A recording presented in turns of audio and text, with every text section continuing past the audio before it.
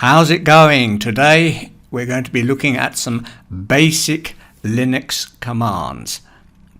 In this video today we're going to look at some command line utilities, how to find help, and we'll be looking at various other utilities to perform basic systems administration. And then finally this video will end with some text-based and graphical text editors.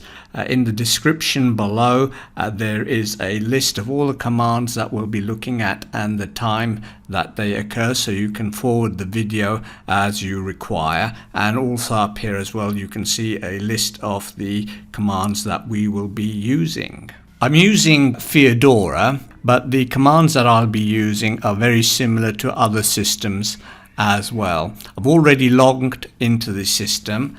To open up a terminal, you need to go to Activities. In the search bar, if you just type in TER, the terminal icon will open up. Just click on that. I'm going to just change this so that the terminal is going to be full screen. The first thing that we're going to look at is the man command, and that's short for manual. So you just type in MAN and the command that you are interested in looking up. So as an example, let's say we don't know what ls stands for. So just press enter and it will give you a complete listing of all the options that are available with the list command. This is quite useful. It goes into quite a lot of depth. Now to quit the manual pages, you just type in Q and it will quit. There is another command, a much more brief command. For this, you just type in the command that you're interested in finding help. So it's ls, for example, then -- help. Press enter, and that will also give you a summary of the command. The only issue with help is that not all the commands are available. The first command that we're going to look at is pwd. This is a very useful command, and what it does, it shows us where we are in the system. So currently we don't know exactly where we are in the system. Just type in pwd, press enter, and it shows us that in the root directory / there is a directory called home, and in that home directory there is another directory called student. So we're in the student directory. We can see that student is in the home directory, and that's because I logged in as student, so the name of my home directory will be student. If I logged in with the username Jim, then the name of my home directory will be Jim. So here, because I've logged in as student, the name of my home directory is student. To see a list of all the directories and files that I have in my home directory, we use ls. And we can see that there are a number of directories already in my home directory. We can use a few options with the ls command. So we can type in ls -l, and this will give us a listing of the size of the files, the type of files, the permissions, and the owner. So here we can see this D here, the D by itself, stands for directory. Now that's all I've got in here, directories. If I had any files in my home directory, then I'd also get a dash to show that it's just an ordinary file. There are other symbols as well that are used, but we won't cover them. This part here, this represents the permissions on the files and directories. The first name that you'll come across is the owner of the file or directory, so it happens to be student. The second name is the group owner of the files and directories. There's a video later on that explains what we mean by owner and what do we mean by group owner. This is the size of the file or directory, and here we have the date and the time when that file or directory was created, and down here we have the name of the file or directory. So this is quite a useful command. There's another command that we can use, ls-a, and this will show us all the hidden directories and files as well. So we can see here actually there's a lot more than we realize. So the blue are directories, and those that are in black are files. And we can see that the hidden files and hidden directories all start with a dot. I'm going to clear the screen, and to clear the screen we just use the command clear, clear. We can combine these two commands together, ls-al, that will work, and ls-la, that will work as well. Either way you can put in the options, it doesn't matter. What this will do, this will give us a list of all the directories and files, both visible and those that are hidden. So let's just check where we are in the system. pwd, print working directory. What if I wanted to go into the home directory? I wanted to go one directory up. That's the home directory. How would I do that? Well, the command that we're going to use is cd, which stands for change directory, and 2 dots, and that will take us one directory up. I'll press enter. Now, have we gone one directory up? How can we check? pwd, and it shows us we're in the home directory, and we can get a listing for all the other directories that are in the home directory by just typing in ls. And we can see that we're not the only people on the system. There are actually quite a number of other users on the system. Now, I want to go back to my home directory. How can I do that? And there's a number of ways that we can do this. One way is just to type in cd. That's the fastest way. Just type in cd, press enter, and that will take us to the home directory. If we type in cd and the tilde symbol, that will also take us to our home directory. If we want to, we can type in the full path, slash, that's the root directory, slash home slash student, and that will also take us to our home directory. So just to check that we actually have moved into the home directory, pwd, and we are in the home directory. Let's make a directory. So can you guess what this command stands for? mkdir. And yes, you've guessed it, it stands for make directory. So let's create a directory called test. Okay, so how do we find out if this directory has been created? We can just type in ls, and there it is, there's test. What if I want to go into test? So I want to change directory, cd, and then type in test, press enter, and we can check if we're in test by typing in pwd. And you can see that we are in test. And in fact, it gives us the full path to where we are. We're in the root directory, and in the root directory there is a directory called home, and in the home directory there is a directory called student, and in student there is a directory called test, and we are in the test directory. What if we want to go back into our home directory? So you remember earlier on I said you just need to type in cd, press enter, and it'll take you immediately back to your home directory. And just to check that we're really in the home directory, pwd, and there we are. What if I wanted to create another directory, and we'll call it t2, and I want to create it in test, but I don't want to go into test, I want to create it while sitting in the home directory. How would I do that? Well, that's easy enough. So we type in make directory, and we want to create in the test directory a directory called T1. Press enter. We haven't got any feedback to say whether this has actually worked, so without actually going into the test directory, we can check if T1 has been created. So do ls test / press enter, and we can see that T1 has indeed been created in the test directory. What if I wanted to create an empty file? Well, the quickest way to create an empty file is to use the touch command. Touch, and then we can give a file name. So let's call it file1. Press enter.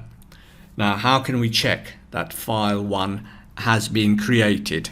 So we just type in ls, press enter, and we can see that there's file1. File1 has been created.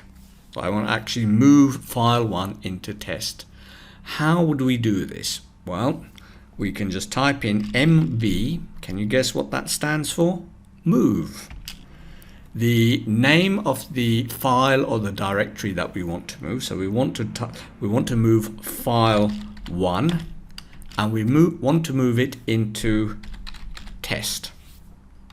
Press enter, and to check that this has actually worked, just type in ls, and we can see that file1 doesn't exist anymore in the home directory, and we can check, has it really been moved into test?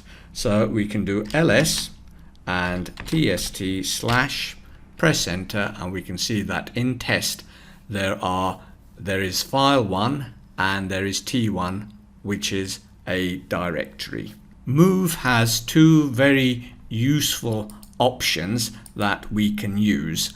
One is -i, it's interactive, and it will prompt you if you're going to end up overwriting a file. And then there's -v, verbose, and that gives you an explanation of what's occurring as you're moving a file or a... Right, we'll clear the screen and let's do ls. What we'll do is we'll change directory into the test directory. So cd test, and to check that we're actually in test, we'll do pwd. You'll find that pwd is a very useful command you'll be using quite a lot. So let's check what we have in this directory, ls, and we've got file1 and we've got T1. Remember, T1 is a directory, it's blue in color. What we want to do is we want to copy file1 into T1. How would we do that? Well, we need to use a command cp, and cp, as you've guessed, stands for copy. Then the name of the file or the directory we want to use, so it's file1, and the name of the directory where we want to copy file1 to, so T1, and press enter. Now if we do ls, we can see that we still have file1. It's still in, let's check in pwd, it's still in the test directory, but did we make a copy of it into T1? What we'll do this time is we'll change directory into T1 and do ls list all the files and directories that are in T1, press enter, and we can see that file1 is in T1. Now we want to go back one directory up. We want to go back into test, so we type in cd ... and that will take us one directory up into the system. Press enter. Now to check, have we actually moved one directory up?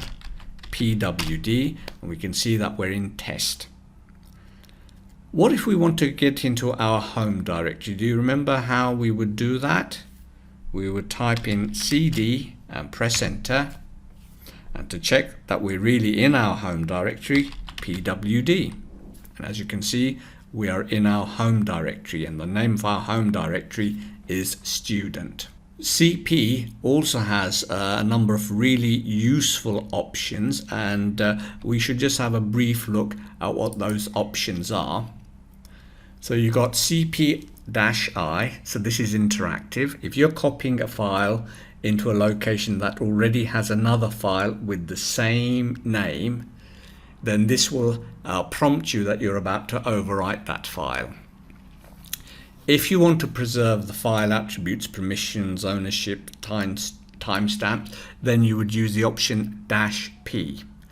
And if you have a number of directories or number of files that you want to copy, then you would use -R, which stands for recursive. And we're going to be looking at an example of using -R in just a moment. We're going to look at another very useful command on how to delete a directory. What we'll do is we'll create a directory. So mkdir, and we'll give the directory name D1. Let's check that it's been created, and we can see that it has been created. D1 is there, up here. We want to delete this directory. So rmdir, remove directory, and the name of the directory D1. Press enter and type in ls, and we can see that D1 has been deleted.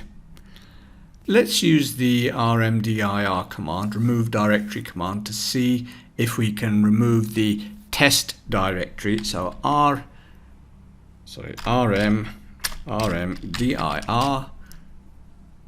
test, press enter, and we can see that we're getting an error, and the error tells us exactly what the problem is: directory not empty. So when we deleted D1, that was an empty directory, there was nothing in there. But when you have a directory that is not empty, you will not be able to delete it with this rmdir command. For that, we need rm-r, so R stands for recursive, so delete everything that's in there, and we can use F, remove with force. So name of the directory, press enter. We've got no error, but if we use the list command, we can see that it's been deleted. There's another command that we can also use, and that's for files.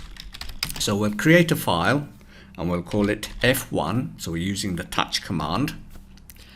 And to delete files, you just use rm, but before we do that, let's just check that yes, F1 has been created, and we can see yes, F1 has been created. And to delete F1, rm, and then just the name of the file that you want to delete. And to check that it has been deleted, we can see that it's not there anymore. So rm will delete files, but you can also use rm with the options r-rf to delete directories that are not empty, and rmdir will delete empty directories. We're going to create a file, an empty file, so we can use the touch command. So we'll call it touch and we'll call it F1, and to see that it's actually been created, ls, and we can see that it's been created. What if we wanted to edit this file F1? There are two methods that we can use. One is using a graphical interface, that's using gedit, and then the name of the file F1, press enter, and that's the gedit. Hello, this will edit text files, and just click on save, and then we can close it. To check, did this actually work? Did it save our text? We can use the cat command. Cat actually stands for concatenate, but we can use this command to actually read files. So F1, and we can see there we are. Hello, this will edit text files. We can also create files using gedit. So once again, we can type in gedit, and we'll give our file the name F2, press enter, and there's an empty file there. we're not going to, we could write something in there, so we'll just write down hi, save, and we can close that. And we can check using cat that our text has been saved. And there it is. We can also use the command line text editor. Now the easiest one to use is Nano. Nano can create text files for you, or it can edit existing files for you. So if we just type in ls, and we can see that we've got 2 text files, and let's say we want to edit F2. So just type in Nano F2, sorry, Nano, not Nano 0, Nano F2, press enter, and we can see we have the text already in there, which is hi. I'm just going to decrease the screen size because there are some options that you can't see, and then you'll be able to see them. So I've just decreased the screen size, and you can see that at the bottom these are the options that you use to navigate around Nano. And we're going to say hello Dr. Az. We want to save this. How do we do this? Well, we can see here that to exit we have to type Control X. So this is Control X, and it's asking us, do we want to save the changes? And we got 3 options. If we type in Y, it will save the changes. If we type in N, the changes will not be saved. And if we want to cancel saving, cancel exiting, we would type in Control C. But let's say we want to save. So I just typed in Y and it's saved it. We can change the name of the file. What we'll do, we'll change the name to new file. We could have kept F2 if we wanted to. Now we've changed it to new file, the name, and press enter, and it's asking us, do we want to save under this different name? And we'll type in Y, and it's saved and exited. So let's just type in ls, and we can see that new file is there, and we can use cat to read new file, and there it is. Hi Dr. Az. So I said that cat stands for concatenate. Let's see how we can use it to concatenate, to put 2 files together. What we'll do is we will look at what's inside F1. So we use the cat command to read a file. So F1 says hello, this will edit text files. And let's have a look at what's inside F2. We can now merge these 2 files together and create another file by using the cat command. So cat, so the first file will be F1. So it will read hello, this will edit text files, and the contents of F2 are hi. So you'll find that at the end of hello, this will edit text files, we will see the word hi there. And we'll use the arrow to show that we want to pass the contents of these 2 files into another file, which we will call new file. And if we type in ls, we can see that new file has been created, and we can use cat to read new file. And there we are. Hello, this will edit text files, and then hi. And so that's an example of concatenation. Cat has 2 very useful purposes. It has other purposes as well, but we've seen 2 useful ones. However, if you have a big file and you try to use cat to read it, you will see that all the pages will just zoom by as a blur, and all you'll see is the last page, the end of the last page. So let's just have a look at that. I've got a file called big file, and this has several pages, so you'll see all the pages zoom by, and you'll end up just seeing the last page, and that's it. We don't know what was in front of it, and if we wanted to read the beginning of the file, we can't use cat. We need to use another utility, and that's called less. So we're going to use less, and less will allow you to see one screen at a time, and you use the arrows on your keyboard to go up and down. You can also use the space bar to go to the next screen. So let's have a look at this with our big file. So that's the first page, and to go to the next page I'm just going to click the space bar, and so it's taking us right to the end. And to quit from this program you just type Q and it will quit. What if you just only wanted to, say for example, see the first 10 lines of the first page? And for that we can use a utility called head, and then we give the name of the file, big file, and this will show us by default the first 10 lines of the first page. What if we wanted to see the last 10 lines of a page? And for that we can use tail and then name of the file, and this will show us the last 10 lines of the file. What if we wanted to only see the first 6 lines of a file? How could we do that? Well, we can use head again, and we can actually specify using the N option the number of lines we want to see. So we want to see the first 6 lines of our big file. Press enter, and these are the first 6 lines. What if we wanted to see the last 20 lines of the last page? And we can use tail for that, and once again we can use the N option. So we want to see the last 20 lines of big file, and this is the last 20 lines. So we've seen a few very useful utilities that are available in the Linux command line. The final one that we're going to see is history, and this command will give us a list of all the commands that we have used. Well, I hope that you've found this video useful. If you have, please click on subscribe, and don't forget to click on the like button and share it with your friends. Thank you until next time.